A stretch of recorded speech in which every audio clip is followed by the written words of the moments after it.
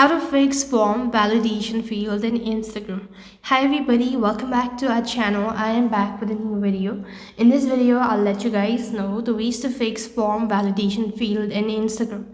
In order to fix the form validation field error on Instagram, you could follow the steps.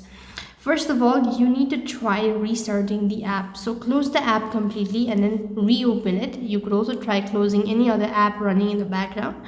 That should be able to fix it. If not, check for an update. So go to your Play Store and on the search box, you want to type in Instagram. When you type in that, you should be able to see updates. Then check for an update and then you could go ahead and restart your device. This should be able to fix as well. If not, you could also try resetting your password. So go to the Instagram login page and tap on the trap bar icon or go to the home page. And here you want to go to account center and go to password and security and make changes with your information.